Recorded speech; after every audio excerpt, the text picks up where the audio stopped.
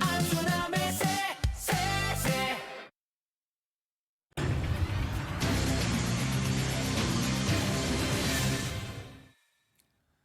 네, 세상의 세금 상식을 세세하게 알차게 전해드리는 안수남의 쎄쎄쎄 시간 이어가겠습니다.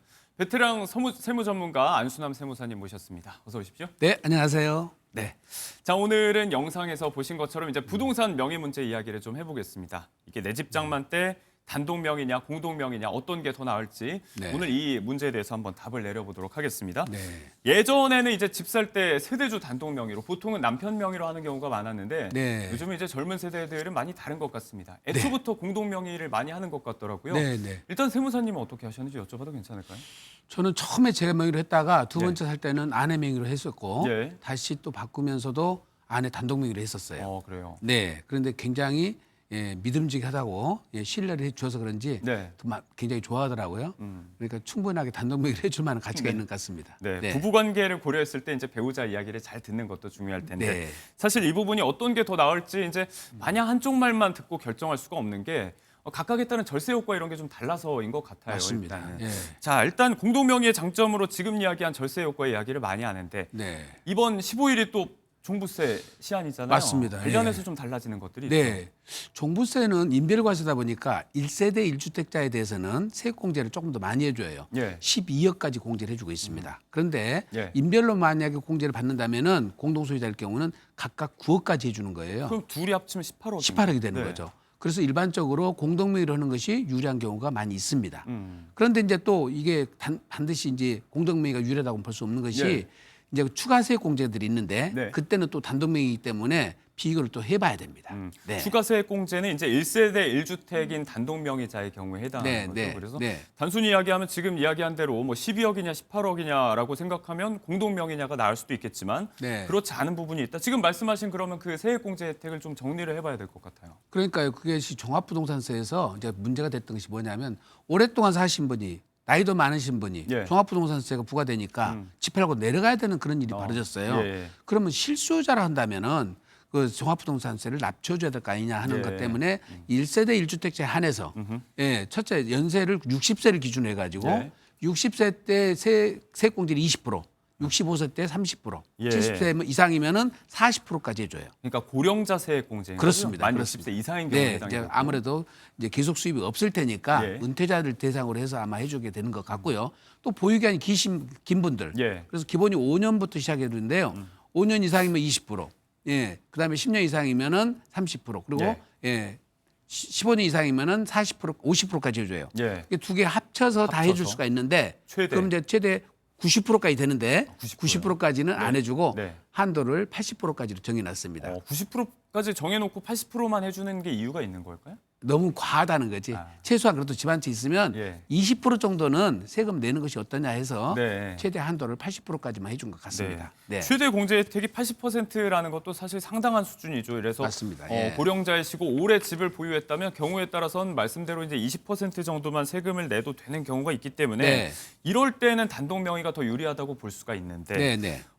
그렇지만 또 이제 따져봐야 될 게 가격의 부분이 있잖아요. 네, 이를테면 네. 이제 부부 공동 명의일 때 합쳐서 18억이면 네. 이걸 넘지 않는 가격의 집이면 아예 세금이 안 나오는 거잖아요. 그렇죠. 9억 9억 해버리면 18억까지는 아예 세금이 없는데 네. 단독명의 때는 12억 공제만 해주고 나머지 세액공제 방식이니까 예. 아무래도 12억이 넘는 금액에 대해서는 세금을 낼 수밖에 없는 거죠.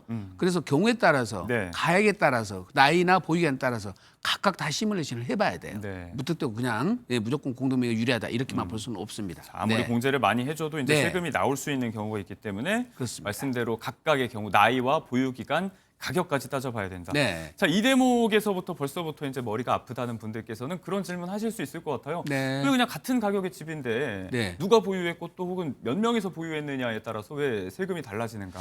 세금의 근본적인- 기존을 이제 좀 이렇게 인세하고 물세를 좀 이해를 하셔야 되는데요. 인세와 물세. 물세라는 것은 물건에다 과세를 하다 보니까 예. 물건의 가격에 집중을 하는 거예요. 그걸 기준으로 했는데 예. 그게 이제 재산세는 가격에 물건 가격에 해서 과세를 하는 거예요. 네네. 그러니까 몇 사람이 나누어서 소유도 똑같아요. 취득세도 똑같아요. 예. 취득세도 취득하는 가격에 대해서 세율이 적용되니까 예. 두 사람이 취득하냐 세 사람이 취득하냐 달라지지 않아요. 대신에 종합부동산세, 그다음에 양도소득세, 네. 상속세, 증여세 이거는 인세라고 그래요. 이거는 사람에게 부과하는. 예, 그렇습니다. 그런데 양도소득세는 1세대 1주택 해가지고 비과세일 때는 또 세대별로 판정을 하지 않습니까? 예. 그런데 종합부동산세는 원래는 세대별로 판정을 했어요. 그런데 그것이 위헌결정이 나는 바람에 예. 인별로 과세를 하라는 겁니다. 왜냐하면 이게 부부간에 합산하거나 세대별로 합산하다 보니까 혼인을 방해하는 거예요. 예. 예, 그래서 결혼을 할 사람이 종합부동산 때문에 결혼을 안 하는 거예요. 네네. 그래서 이거를 막으려고 인별 과세하라고 이혼 판결이 나서 네. 지금은 인별로 과세를 하는 거죠. 네. 그래서 각자별로 과세하는데 대신 이제 인별 과세와 세대별 과세 중에서는 기준을 달리 해놨어요. 달리해놔. 예, 세대별 과세에서 1세대 1주택자라 하더라도 1세대 1주택자를 선택하면은 10여 가지 공제를 해주고 대신 세액 공제를 추가를 해주대. 네네네. 인별 과세는 아까 말씀 부부간에는 9억 공제를 해주는데 네네네. 예, 세액 공제를 대신 안 해줘요.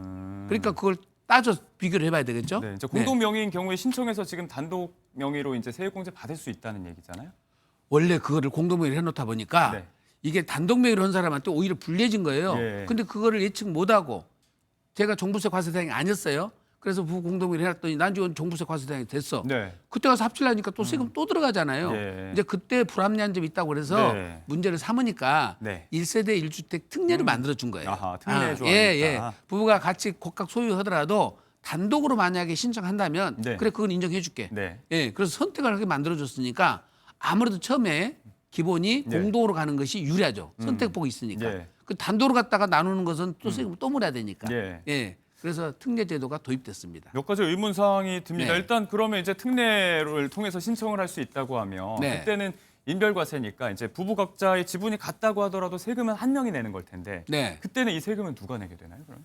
그 결정 순서가 네. 항상 지분이 가장 큰 사람을 먼저 결정을 해요. 네. 네, 그래서 그 사람이 납세의무자로 해놓고 저 균등 지분이 있잖아요. 네, 지분이 그때는 같다면, 네.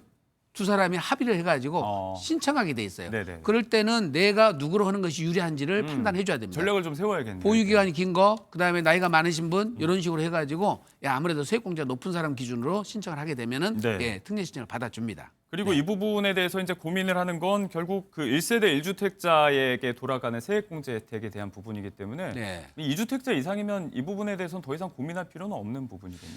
2주택자는 당연히 특례 제도를 적용 못 받으니까 예, 공동으로 해놓은 것이 더욱더 좋은데요. 예. 어떤 차이가 있냐면은 예. 예를 들어서 아파트를 똑같은 가격이라고 10억 해놨어요. 예. 근데 강북 거하고 강남 거다 해놨어. 네. 남편 거는 강남 거예요.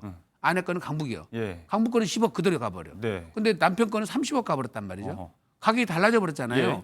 그러니까 출발은 동일한 금액으로 했는데 네. 가격 상승률에 의해서 가격이 궁처럼 달라져 버리면 세부담이 달라져 버려요. 그렇죠. 그래서 각각 해놓으면은 예 어느 가격이 인상되냐에 따라 세부담이 달라지니까 네. 똑같이 50%면 반반 갖고 오니까 네. 예 가격 차이가 나더라도 균등 부담이 되는 거죠. 네네네. 그래서 무조건 두 사람 명의로 하는 것이 유리합니다. 이 부분은 이제 양도세 이런 부분에서도 줄어드는 게 있을 거기 때문에 마찬가지입니다. 네, 아마 예, 이런 맞습니다. 것들을 고려해야 될 네, 것 네, 같습니다. 네. 자, 부부 얘기 말고 또 이제 부모 자식 간에도 공동 명의로 이제 네. 설정을 해두는 경우가 있잖아요. 네. 이 경우에는 뭐 절세 효과가 있는 건지 어떤 부분을 고려한 걸까요?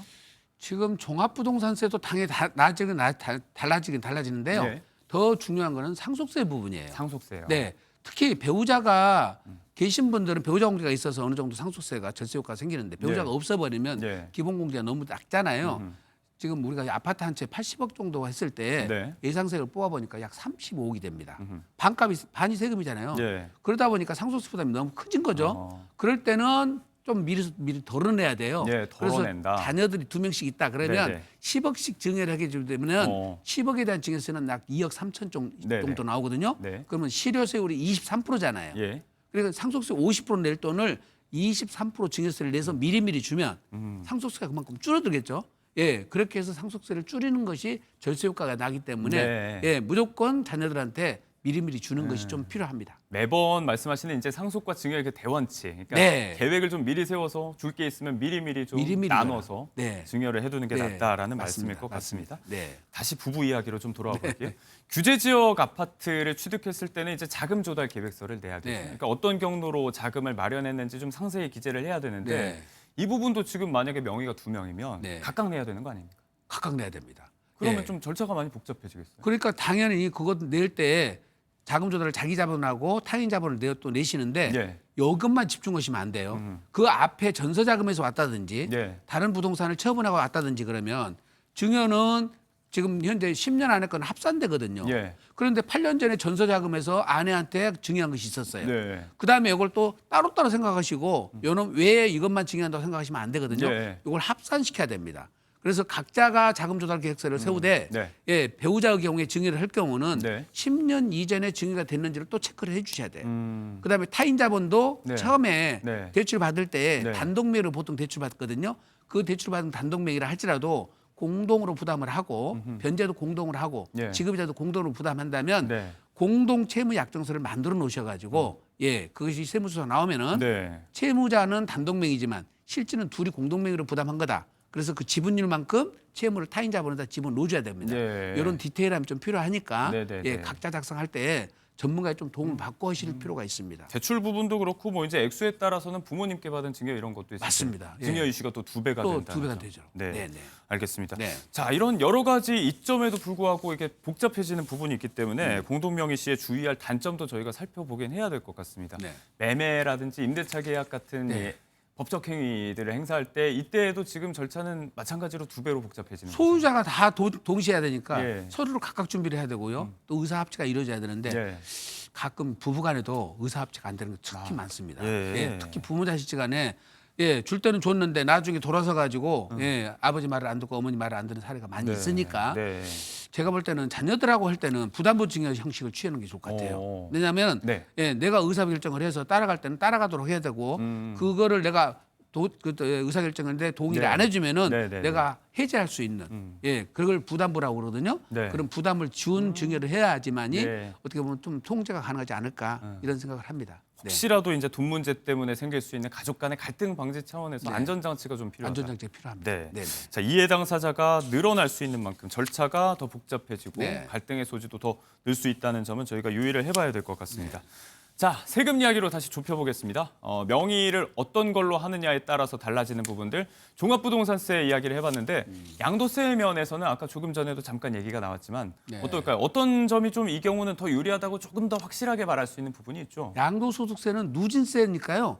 예, 양도 차익 커지면 세율이 높은 세율을 적용받지 않습니까? 예. 그러니까 단독으로 해서 양도 차익이 많아지고 과세폭이 높으면 세율과이 높아지니까 네. 세부담이 당연히 많아지죠. 그걸 공동 소유자로 나눠버리면 더 낮아지겠죠. 낮아지죠. 네. 그래서 낮은 세율을 적용받기 때문에 예 그리고 또 이제 그 양도소득 기본공제라는 것도 있는데 250만 원씩 예. 인별로 공제를 해주거든요. 그러니까 주식 따로 해주고 그다음에 지금 부동산 따로 해주고 각각 받을 수가 있으니까 예. 아무래도 소유자가 많으면 많을수록 세부담은 낮아지는 게 맞습니다. 네, 그만큼 네. 250만 원씩 더 받는 것도 덤이고 예, 예. 차익 크기에 따라서 세율이 이렇게 누진세 구간이 좀 달라질 수 있다는 네, 점. 네, 네. 실제로 얼마나 줄어드는지 혹시 그 예를 좀 들어주실 수 있을까요? 이 경우? 뭐 금액 큰 걸로 말고 간단하게 한 1억 5천 정도 네. 양도 차익이 있다고 네, 했을 때 과세 과세 표준이 표준이 그 나올 정도라고 때는 할 때. 세율 구간이 35% 구간이거든요. 예. 그때는 약 세금 자체가 단독으로 하면은 약 4천만 원이 나와요. 예, 그런데 두 사람만 나눠도 나누면. 예, 1인당 1,400만 원 줄거든요. 그럼 두 사람 합해줘도 2,800만 2,800만 원밖에 안 예. 되죠.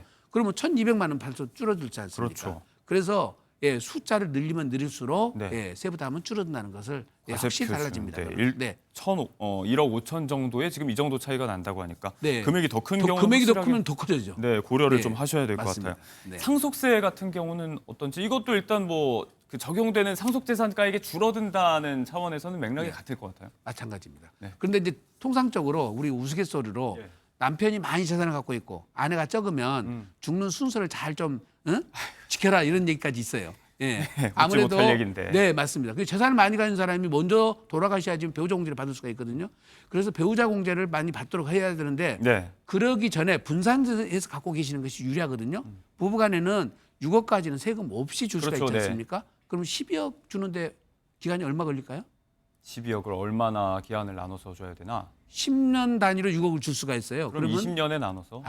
그게 잘못 계산하신 거예요. 아, 그래요? 10년마다 주는 거니까 네. 10년 다음 날에 또 줄 수가 있어요. 아, 그래요.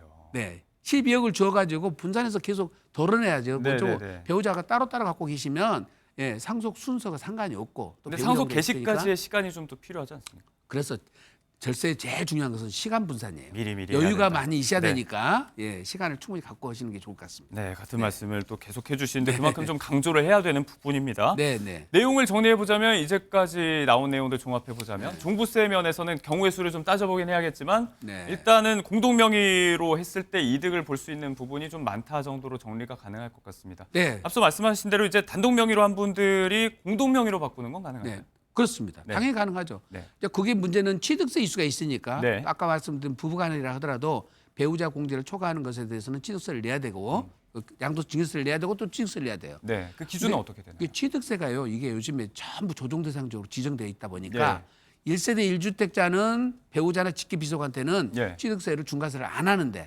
2주택자일 때는 네. 조정 대상적에 있는 주택이 취득세가 중과세가 되거든요. 어. 일반 취득세는 3.5%나 4%밖에 안 되는데 예. 예, 취득세가 중과세가 되면 네. 예, 국민주택 규모를 초과해 버리면 13.4%까지 가버려요.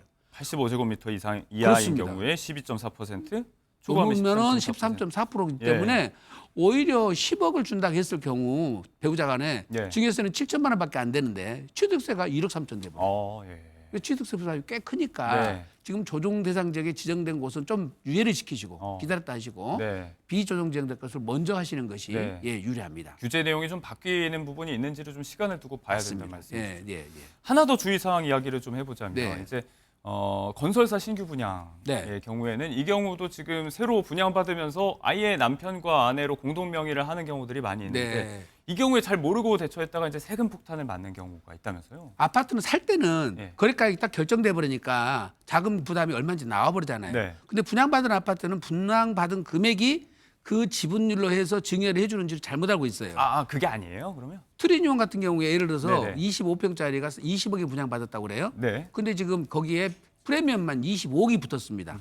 그러니까 20억 분양가액의 50%면 10억이 되지 않습니까? 예. 10억에 대한 자금 계획만 서가지고 네. 배우자 간에 증여를 했다가 그럼 증여세 7천만 원 이거 예상한다고 50% 예. 줬는데 네. 프리미엄이 25억이 붙어 있으면 예. 거기에 50%도 증여가액이 포함돼 버려요.